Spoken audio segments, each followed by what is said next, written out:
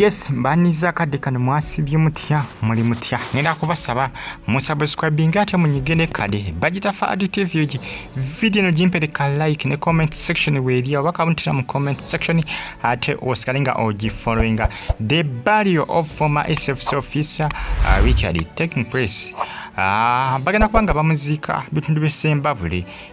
mulambo gumaze okubanga gutuuka Essembabule stars no akadde kano bwetegereza information etambula n'amawulire agatambula era nga abakungubazi beeyedda mu bungi Pastor Bugingo Amaziiga gakabye gabula kumugwa mu kiwanga musajja we abadde musajja we ow'oku Lusegere omusajja ono babadde bamukwano nyine Pastor Bugingo kyovulaba endiga kukananira ndi abasinga zibadde zimanyi nti ono brother wa Pastor Bugingo ate bagala n'okufaanaganamuko manye bisesengo bya n'omuntu obanga mukwano go obanga mukola mwena ku kampuni obanga mutambuza mwena kampuni obanga kugambanga muntu wo nabeeranga muganda wo era abasinga nga babalabanga abooluganda era abasinga mu kusooka baadde basubira nti Pastor Bugingo ne musajja mukulu amanyikiddwa nga Richard waliwo kwegamba waliwo ko oluganda olw'omusaayi ne mune just babadde bamukwano Richard ne Pastor Bugingo olw'engeri gibadde beeyisaamu n'engeri Pastor Bugingo gyabadde ayisaamu omusajja mukulu Richard wali ku kakiiko ka church abasinga babadde bamumanyi nga brother we ebyaddala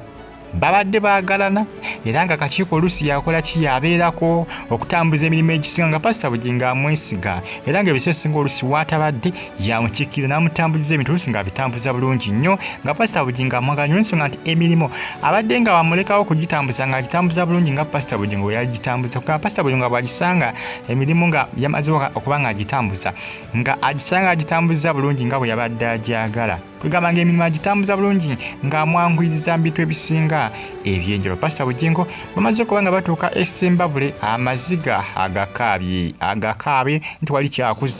tewakyali kyakuza omusajja yafudde ndoza balengera abakungubazi Essembabule ndoza mumanyi Essembabule ndoza mumanyiyo abasinga nti wa muwulirayo abali mu ggwanga erya America mbatumbireko Saudi Arabia Gwanga lya Omani mbagamba nti muli bakabi nnyo kubanga mugifollowinga bagita fa TV UG nsonga za Lumbe Lumbe munnange kungubagira musajja mukulu amanyikiddwa nga Richard omulambo gumaze okuba gutuuka era nga bolengera ba SFC bebadde bagwetise mikwano gye musajja mukulu Richard abadde okukananira ndowooza nga akola munnaye oba SFC oba okuma Pastor Bugingo ndowooza mukyama kivula abasinga babadde tebamanyi nti abadde nawa SFC abasinga bwe bamanyi nti bwana muganda wa Pastor Bugingo nti yamusembeza ng'abo n'asembeza brother wo ajje mukole ki mukolere wamu nga tebamusuubira nakuba nti wa SFC nga tebamusuubira abasinga kyabeewunyisiza nnyo okubanga abadde wa SFC munange kitalo nnyo ekya Richard munange ebitambula bigenda mu maaso zino tuzolengera ebifaananyi Susan Makula batuuseyo dda Pastor Bugingo batuuseyo dda Grace Kani kwosa n'abo abali kakiiko ka kyaki ya Pastor Bugingo abakozi ku TV Salt Radio abakola mu Salt Media n'okutwalizamu bonna batuuse dda abamu ku abo endiga za Pastor Bugingo zatuuse dda ezisabira ali kukananira ndi bakungubazi bagenda kubeera bangi nnyo ate nga bakyeyongera abakungubazi bakyeyongera ensonga nti Pastor Bugingo jjukira n'abantu abasabira ku kyaki ye abasinga basuubizza okukola ki okubeerayo jjukira nga omanyi kananira luusi wejjula emanyi okujjula abantu nga bangi kati mbala nti abantu bangi nnyo abagenda okubeerawo wano obunaatuukira olunaku olw'enkya abagenda kubeera bangi nnyo n'essaawa yakakati abaliwo bayitirivu nnyo bangi nnyo bagita fa TV kitalo nnyo ekya Richard tewakyali kyakuza Richard yafudde